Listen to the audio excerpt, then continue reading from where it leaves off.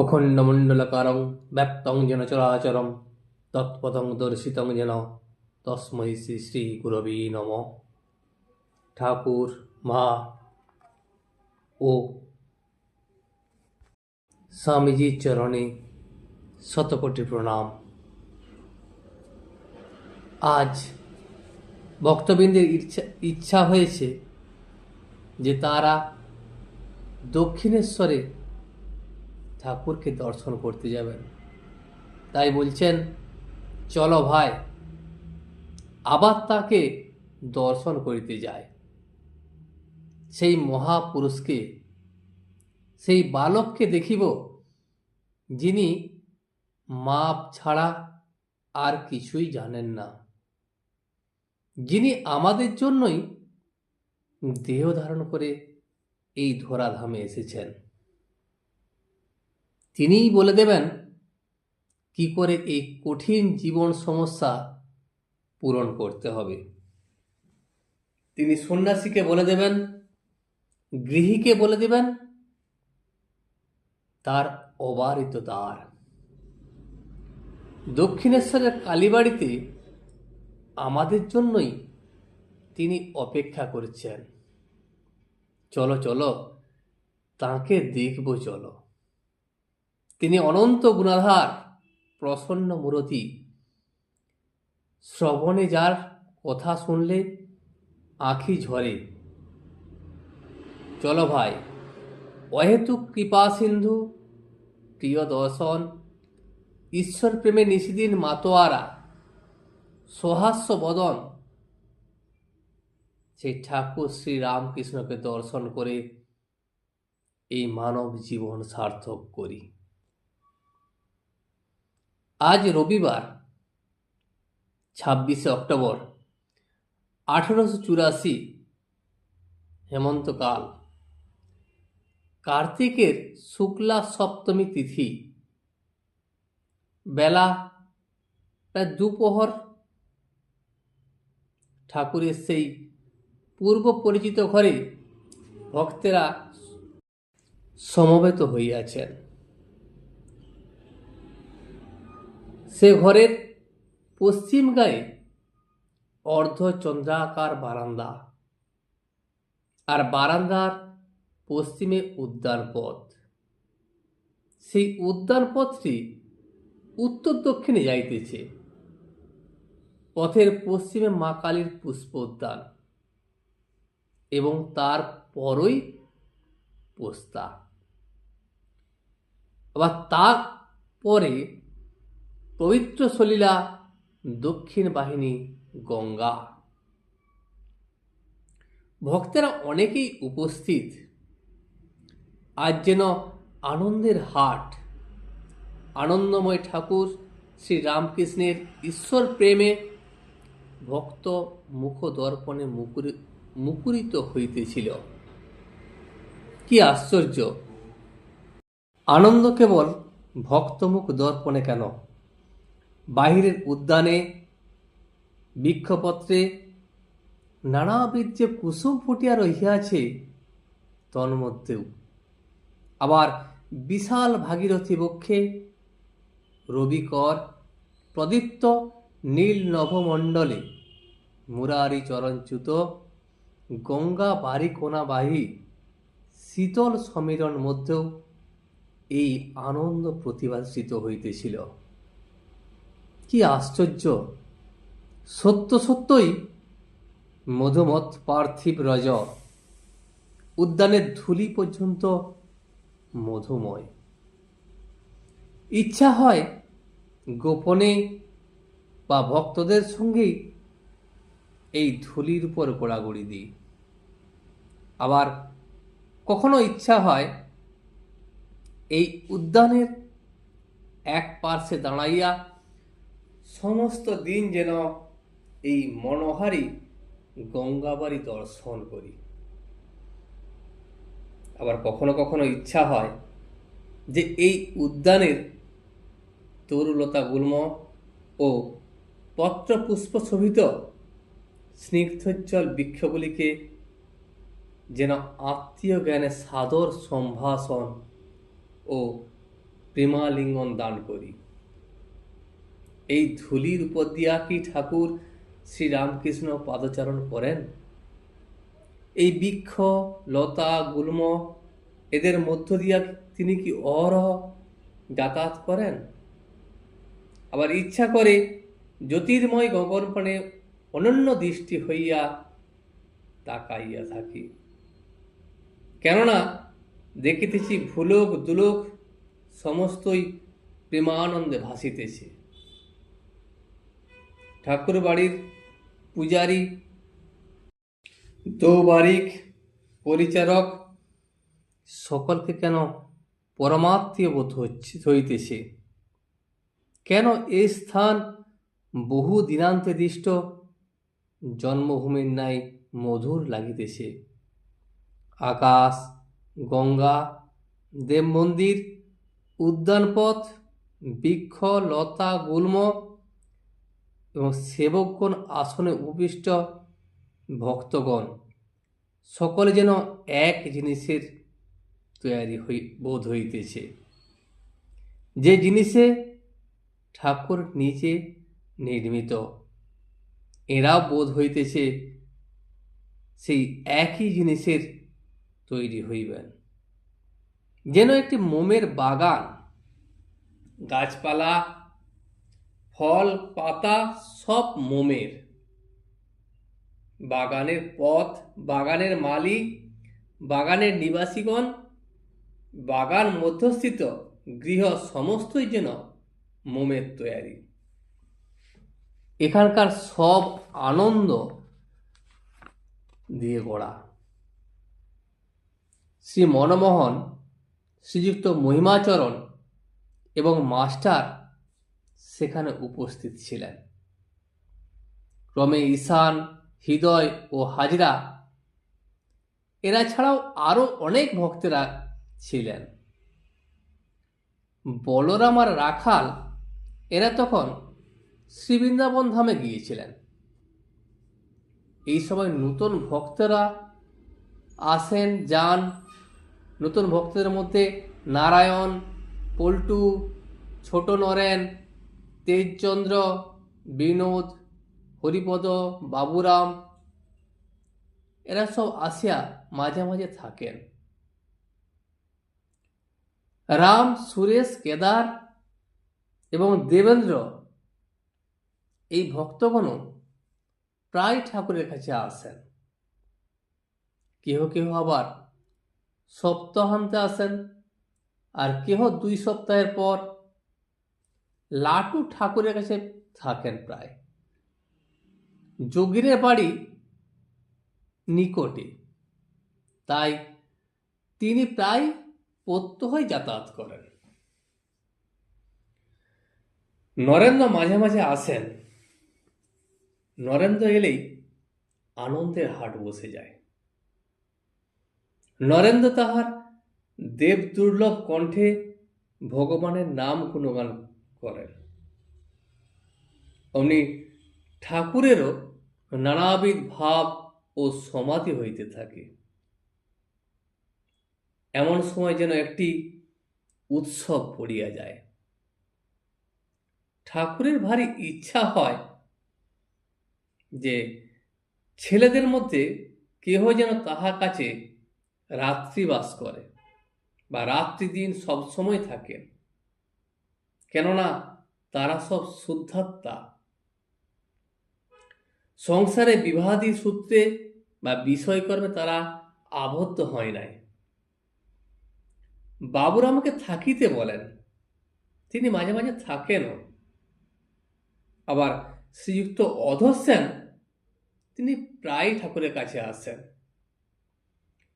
ঘরের মধ্যে সমস্ত ভক্তেরা বসিয়া আছেন, আর ঠাকুর শ্রীরামকৃষ্ণ বালকের নাই দাঁড়াইয়া কি যেন ভাবিতেছেন। ভক্তেরা ঠাকুরের দিকে এক দৃষ্টিতে তাকিয়ে আছেন।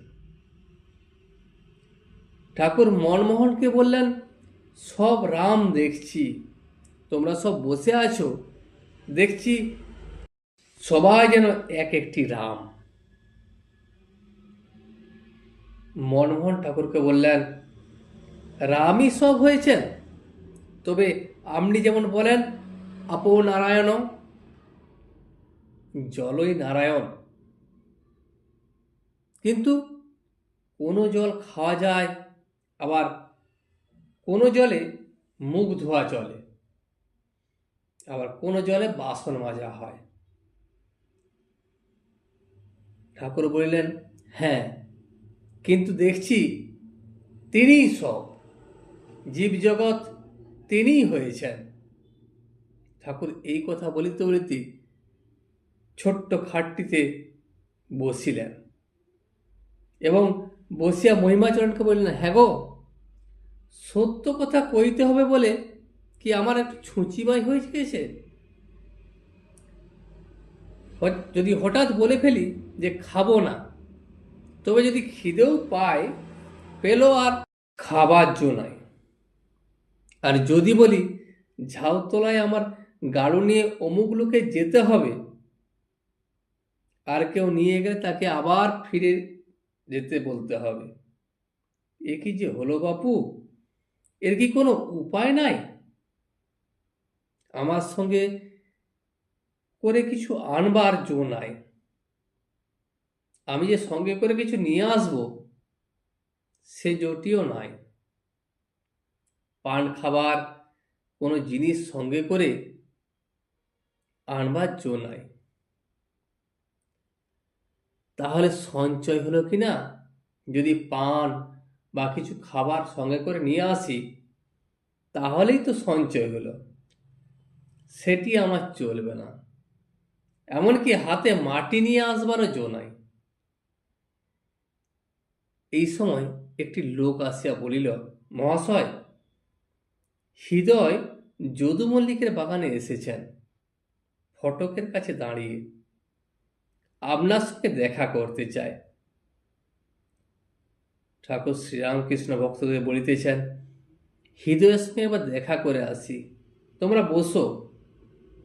এই বলিয়া কালো বার্নিশ করা চটি জুতাটি পরে পূর্ব দিকের ফটক অভিমুখে চলিলেন, সঙ্গে কেবল মাস্টার। লাল সুরকির উদ্যান পথ, সেই পথে ঠাকুর পূর্বাশ্ব হইয়া যাইতেছেন। পথে খাজাঞ্চি দাঁড়াইয়াছিলেন, তিনি ঠাকুরকে প্রণাম করিলেন। দক্ষিণে উঠানের ফটক রহিল, সেখানে শুশ্রু বিশিষ্ট দৌবারিকগণ বসিয়াছিল। হৃদয় মুখোপাধ্যায় হলেন সম্পর্কে ঠাকুরের ভাগিনেয়। ঠাকুরের জন্মভূমি কামারপুকুরের নিকট শিওড়ে হৃদয়ের বাড়ি। বামে কুঠি, বাবুদের বৈঠকখানা। আগে এখানে নীলকুঠি ছিল, তাই কুঠি বলে। তৎপরে পথের দুই দিকে কুসুম বৃক্ষ। অদূরে পথের ঠিক দক্ষিণ দিকে গাজীতলা ও মা কালীর পুষ্করিণীর সোপানা বলি শোভিত ঘাট। ক্রমে পূর্ব দ্বার, বাম দিকে দ্বারবান্দের ঘর ও দক্ষিণে তুলসী মঞ্চ। উদ্যানের বাইরে আসিয়া দেখেন যদু মল্লিকের বাগানের ফটকের কাছে হৃদয় দণ্ডায়মান। হৃদয় কৃতাঞ্জলি ফুটে দণ্ডায়মান। দর্শন মাত্রই রাজপথের উপরই দণ্ডের ন্যায় নিপতিত হইলেন। ঠাকুর তাহাকে উঠিতে বলিলেন। হৃদয় আবার জোড়হাত করিয়া বালকের মতো কাঁদিতেছেন। কি আশ্চর্য! ঠাকুর শ্রীরামকৃষ্ণ হৃদয়কে দেখে কাঁদিতেছেন। তার চোখের কোণে কয়েক ফোঁটা জল দেখা দিল। তিনি অশ্রুবারি হাত দিয়া মুছিয়া ফেলিলেন, যেন চোখে কোনো জল পড়ে নাই। এ কি, যে হৃদয় তাকে কত যন্ত্রণা দিয়াছিল, তার জন্য তিনি ছুটে এসেছেন, আবার তার জন্যই তিনি কাঁদছেন। ঠাকুর তাকে বলিলেন, এখন যে এলি? হৃদয় তখন কাঁদিতে লাগিলেন। কাঁদিতে কাঁদিতে বলিলেন, তোমার সঙ্গে দেখা করতে এলাম। আমার দুঃখ আর কার কাছে বলবো? ঠাকুর তাকে সান্ত্বনা দিলেন এবং হাসিতে লাগিলেন। সংসারে এরূপ দুঃখ আছে, সংসার করতে গেলেই সুখ দুঃখ আছে। ঠাকুর মাস্টারকে দেখাইয়া বলিলেন, এরা এক একবার এখানে আসে, এসে ঈশ্বরীয় কথা দুটো শুনলে মনে শান্তি হয়, তা তোর কিসের দুঃখ? হৃদয় আবার কাঁদিতে লাগিলেন এবং বলিলেন, আপনার সঙ্গ ছাড়া ঠাকুর, তাই দুঃখ।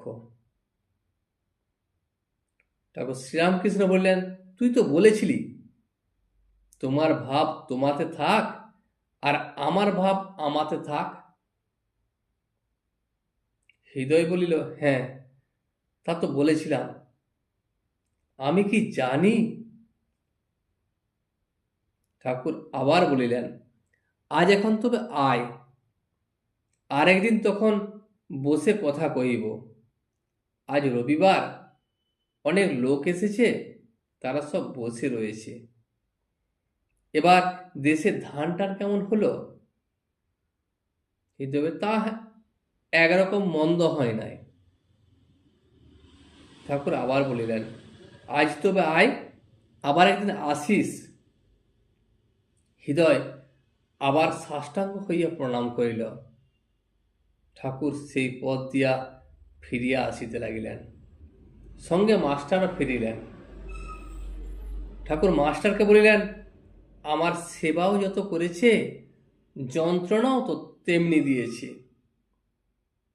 আমি যখন পেটের ব্যারামে দুখানা হাড় হয়ে গেছি, কিছু খেতে পারতুম না, তখন ও আমায় বললে, এই দেখো আমি কেমন খাই, তোমার মনের গুণে তুমি খেতে পারো না। আবার বলতো, বোকা, আমি না থাকলে তোমার সাধুগিরি বেরিয়ে যেত। একদিন এরকম করে যন্ত্রণা দিলে যে পোস্তার উপর দাঁড়িয়ে জোয়ারের জলে আমি দেহত্যাগ পর্যন্ত করতে গিয়েছিলাম। মাস্টার শুনিয়া অবাক হইয়া গেলাম। বোধহয় ভাবিতেছেন, কি আশ্চর্য, এমন লোকের জন্য ইনি অশ্রুবাণী বিসর্জন করিতেছিলেন। ঠাকুর মাস্টারকে বলিলেন, আচ্ছা, অত সেবা করত, তবে কেন ওর এমন হলো? ছেলেকে যেমন করে মানুষ করে সেই রকম করে আমাকে দেখেছে।